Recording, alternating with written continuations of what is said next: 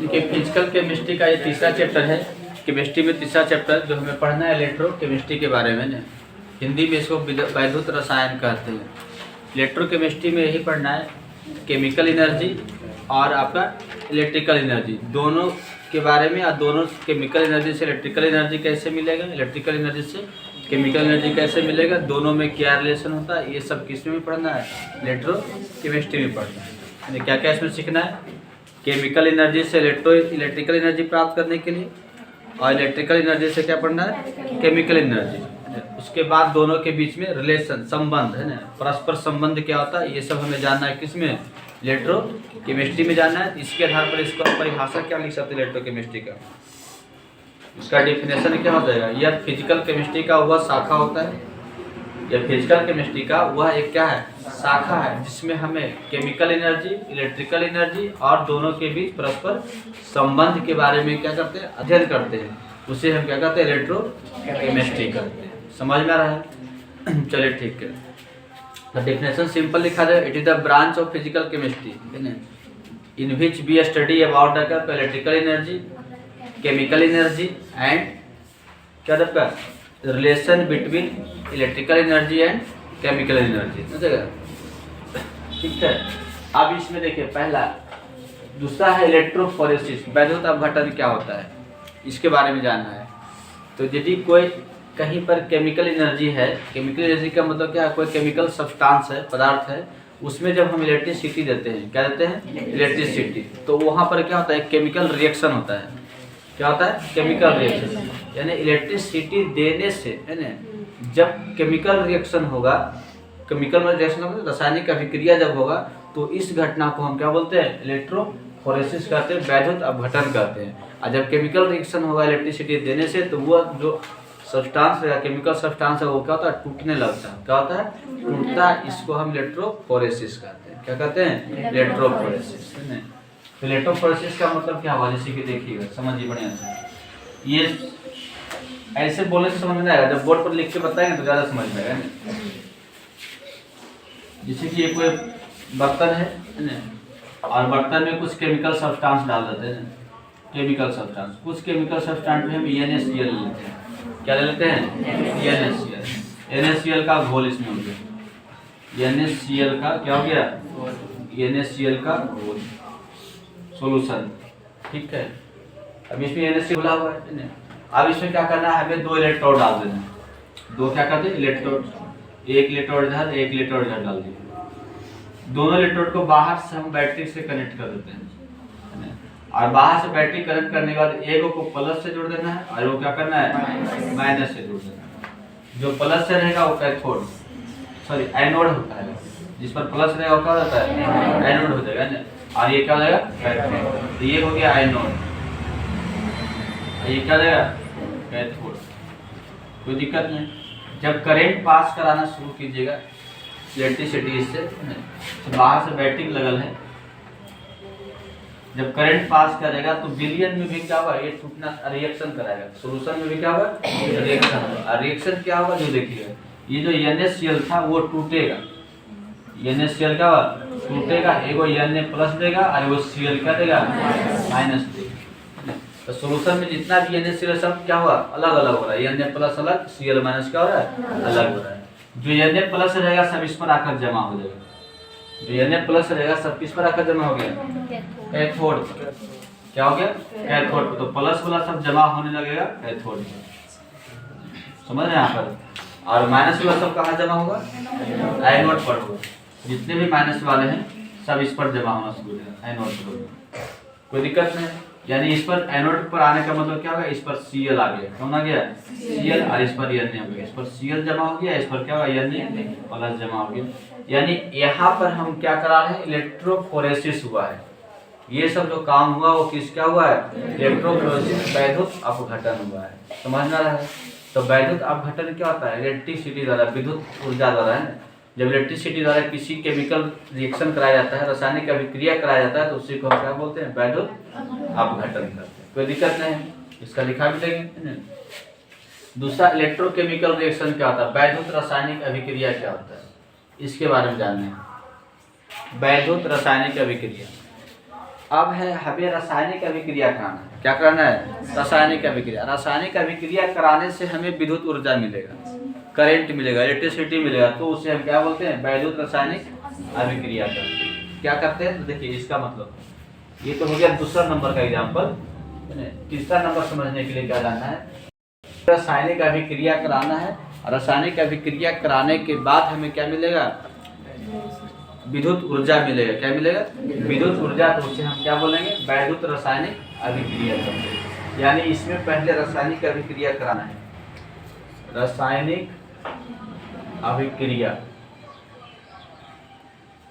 यानी chemical reaction. Chemical reaction हमें कराना है और इससे हमें क्या मिलेगा? वैद्युत ऊर्जा। क्या मिलेगा? वैद्युत ऊर्जा मिलेगा, इलेक्ट्रिकल एनर्जी। इलेक्ट्रिकल एनर्जी मिलेगा। तो रासायनिक अभिक्रिया कराइएगा और हमें इलेक्ट्रिकल एनर्जी मिलेगा, तो उसे हम क्या बोलते हैं? वैद्युत रासायनिक अभिक्रिया करते हैं। और जस्ट उल्टा, वैद्युत ऊर्जा दीजिएगा, रासायनिक अभिक्रिया होगा तो क्या कहलाएगा? वैद्युत अपघटन कहलाएगा। समझ रहे ना? तो ये एक दूसरे का उल्टा हुआ है ना। वैद्युत अपघटन से, वैद्युत अपघटन क्या होता है? जब इलेक्ट्रिसिटी आप दीजिए, विद्युत ऊर्जा दीजिए, उसके बाद रासायनिक अभिक्रिया होगा। जैसे विद्युत ऊर्जा दिए, रासायनिक अभिक्रिया क्या हुआ, तो ये क्या कहलाएगा? वैद्युत अपघटन। हाँ, इलेक्ट्रोफोरेसिस कहला जाएगा। लेकिन यदि हम क्या करते हैं? रासायनिक अभिक्रिया कराकर हम विद्युत ऊर्जा उत्पन्न करते हैं, तो वहाँ पर क्या होगा? तो क्या होता है? इलेक्ट्रोकेमिकल रिएक्शन हो जाएगा। जैसे कि जो बैटरी है वो इलेक्ट्रोकेमिकल रिएक्शन उसमें होता है। बैटरी जो सेल लाते हैं ना, तो सेल जब लाते हैं तो सेल के अंदर रासायनिक केमिकल सब्सटेंस होता है। सेल के अंदर क्या होता है? केमिकल सब्सटेंस होता है, रासायनिक पदार्थ होता है। और जब उसको यूज करते हैं तो वहाँ पर अंदर रासायनिक अभिक्रिया होता है। रासायनिक अभिक्रिया होने के कारण उसमें क्या आता है? इलेक्ट्रिसिटी आता है, यानी विद्युत ऊर्जा आता है, तो करंट निकलता है। करंट निकलेगा तो फिर क्या होता है? बल्ब जलता है। और जैसे रासायनिक अभिक्रिया होते गया, करंट मिलते गया, अंत में रासायनिक अभिक्रिया होने के बाद क्या होगा? अभिकारक खत्म हो जाता है, सब्सटेंस क्या होगा? खत्म हो गया, मतलब नष्ट हो गया। तो फिर क्या होता है? बैटरी क्या होगा? डिस्चार्ज हो गया। समझ आ रहा है? तो बैटरी जो है वो किसका एग्जाम्पल है?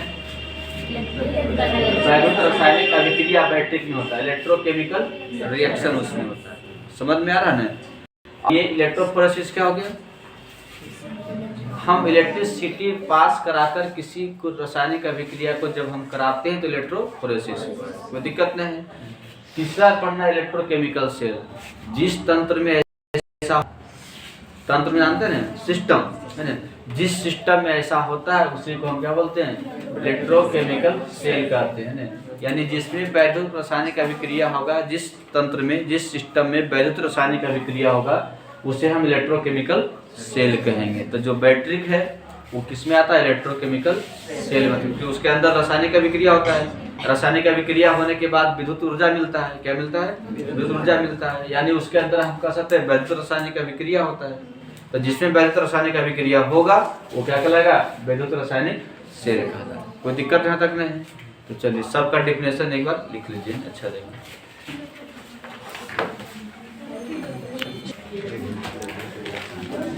देखिए यहाँ पर अब हमें सीखना है, जानना है, सबसे पहले अध्ययन करना है इलेक्ट्रोफोरेसिस के बारे में, जिसको हम वैद्युत अपघटन कहते हैं। क्या कहते हैं? वैद्युत अपघटन। इसके बाद चलना है।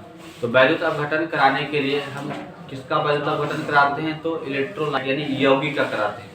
क्योंकि जब इलेक्ट्रिसिटी दीजिएगा तो कौन टूटेगा? यौगिक टूटेगा, तब रासायनिक अभिक्रिया होगा। इलेक्ट्रिसिटी दिए, यौगिक टूटा, रासायनिक अभिक्रिया हुआ, इसी को हम क्या करते हैं? वैद्युत अपघटन करते हैं। तो अब यहाँ पर देखना है कि वैद्युत अपघटन सभी यौगिक में एक समान नहीं होता है। कुछ में होता है, कुछ में क्या होता है? नहीं भी होता है। तो इस आधार पर पहले यौगिक को दो वर्ग में बांटा गया है। कितने वर्ग में बांटा गया है? दो वर्ग में। कंपाउंड जो है, कंपाउंड को यहाँ पर यौगिक को दो भागों में बांट जाते हैं। एक पहला जो है नॉन इलेक्ट्रोलाइट। ये क्या है? Non electrolyte. और दूसरा होगा इलेक्ट्रोलाइट्स।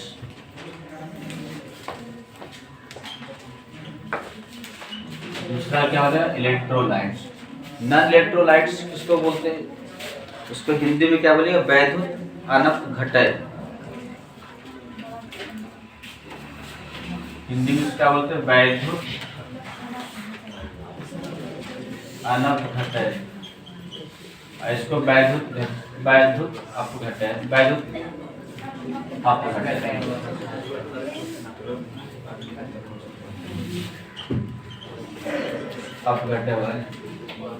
इसमें क्या होता है, नॉन इलेक्ट्रोलाइट में आएगा। इसमें जब इलेक्ट्रिसिटी पास कराइएगा तो इसमें केमिकल रिएक्शन होगा ही नहीं, मतलब ये टूटेगा ही नहीं। वैद्युत अपघटय में क्या होता है, इसमें क्या होता है, केमिकल रिएक्शन नहीं होता। और ये जो होता है ना, बैड कंडक्टर हुआ किसका, इलेक्ट्रिसिटी का। ये देखिए, यह क्या होता है, जलीय अवस्था में भी रहेगा तो भी बैड कंडक्टर, सॉलिड स्टेट में रहेगा तो भी क्या होगा, बैड कंडक्टर। सिंपल समझना, ये बैड कंडक्टर ऑफ क्या हो गया, बैड कंडक्टर ऑफ इलेक्ट्रिसिटी। यानी यहाँ पर कह सकते हैं विद्युत ऊर्जा का ये क्या हुआ, कुचालक होता है। दूसरी पॉइंट क्या हुआ, इसमें इलेक्ट्रोकेमिकल रिएक्शन क्या होता है, नहीं होता है। ये इसमें जब करंट पास कराइएगा तो कोई असर इस पर नहीं पड़ेगा। ये आयनों में नहीं टूटता, इसमें रिएक्शन क्या होता, अभिक्रिया नहीं होता। इसमें कौन सा अभिक्रिया नहीं होगा, तो इलेक्ट्रोफोरेसिस। इसमें इलेक्ट्रोफोरेसिस क्या होता है, नहीं होता है। कुछ एग्जाम्पल है, जैसे कि शुगर चीनी है, क्या हो जाएगा, चीनी का घोल, चीनी सॉलिड स्टेट में रहेगा, चीनी का घोल बनाइए, उसमें करंट पास करेगा, करंट पास क्या होगा, नहीं करेगा। चीनी हो गया, यूरिया हो गया, क्या हो गया, यूरिया हो गया। और क्या होगा, क्लोरोफॉल, क्या, हाँ क्लोरोफॉल, और हो गया क्लोरोफॉल। चीनी का सूत्र जानते क्या होता है, C12H12O11 हिंदी ज़्यादा समझ बोले। यूरिया क्या होगा, NH2CONH क्या होगा, 2 हो गया, ये फॉर्मूला होता है यूरिया का। क्लोरोफॉर्म का क्या होगा, हाँ CH क्या होगा, Cl3 हो गया। ये सब आता है वैद्युत अनपघटय में, मतलब नॉन इलेक्ट्रोलाइट में आता है। इसमें करंट पास करेगा यानी इसका घोल बना लीजिए, करंट दीजिए, करंट पास नहीं करेगा यानी करंट का कोई प्रभाव इसमें नहीं होगा, यानी इलेक्ट्रोफोरेसिस इसमें क्या होगा, नहीं होगा। इस प्रकार के कंपाउंड में कुछ होते हैं जिसमें करंट पास करेगा, ये करंट क्या होगा, पास करेगा, यानी conductor of electricity, conduct electricity है। इसमें बोलते हैं इट कंडक्ट इलेक्ट्रिसिटी, ये इलेक्ट्रिसिटी को कंडक्ट करेगा। इसमें करंट पास कराइए तो करंट पास क्या होगा, करेगा, किसमें, हाँ इलेक्ट्रोलाइट्स में, किसमें, इलेक्ट्रोलाइट में। ये भी एक प्रकार का सोल्यूशन है, ये भी क्या है, सोल्यूशन है। ये भी सोच लेकिन इसमें करंट पास करेगा। इसके बाद दूसरा, इसमें इलेक्ट्रोफोरेसिस होगा, जब करंट पास कराएगा तो केमिकल रिएक्शन होगा इसमें, यानी इसमें इलेक्ट्रोफोरेसिस होता है। इलेक्ट्रोफोरेसिस होगा ना, यानी होता है, कोई दिक्कत नहीं। जैसे में कौन कौन है जिसमें करंट पास करेगा, जैसे कि NaCl हो गया, सोडियम क्लोराइड है ना, पोटेशियम नाइट्रेट KNO3,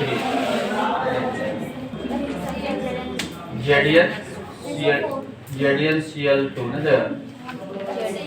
HCl हो जाएगा, HCl हो जाएगा। फिर उसके बाद ZnSO4 भी हो जाएगा। उसके बाद और क्या हो जाएगा, PbSO4 भी हो जाएगा, क्या होगा, फिर H2SO4 हो जाएगा। तो ये सब किस में आएगा, सब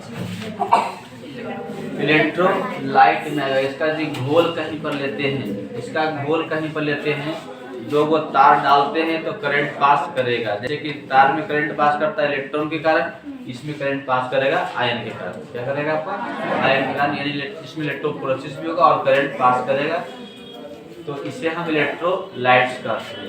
यानी यहाँ पर करंट के द्वारा जो केमिकल रिएक्शन कराना है, करंट के थ्रू, करंट की मदद से जो केमिकल रिएक्शन कराते हैं वो केवल किस में करा सकते हैं, इलेक्ट्रोलाइट्स में करा सकते हैं, नॉन इलेक्ट्रोलाइट में नहीं होगा, कोई दिक्कत नहीं। अब इलेक्ट्रोलाइट भी सब एक जैसा तो थोड़ा सा होगा रहेगा, कुछ ताकतवर रहेगा, कुछ क्या रहेगा कमजोर रहेगा, दुबला पतला रहेगा ना। तो यहाँ पर इलेक्ट्रोलाइट भी दो प्रकार का होता है, एक स्ट्रॉन्ग इलेक्ट्रोलाइट और एक क्या होगा वीक इलेक्ट्रोलाइट। एक ताकतवर रहेगा स्ट्रॉन्ग और एक क्या रहेगा वीक। समझ यहाँ पर स्ट्रॉन्ग वीक किसके आधार पर कहा जाता है बता सकते हैं? जो जिसमें केमिकल रिएक्शन फास्ट होगा ना, करंट देने के बाद जो रिएक्शन क्या होगा तेजी से होगा, यानी आयंस आसानी से टूटेंगे, आयंस क्या होगा आसानी से बनेंगे, वो स्ट्रॉन्ग में आएगा। और जिसमें आयन आसानी से नहीं बनेगा किस में आएगा वीक में आएगा। तो आगे पढ़ना है इलेक्ट्रोलाइट भी दो ढंग का होता है, दोनों के बारे में दिखाते हैं।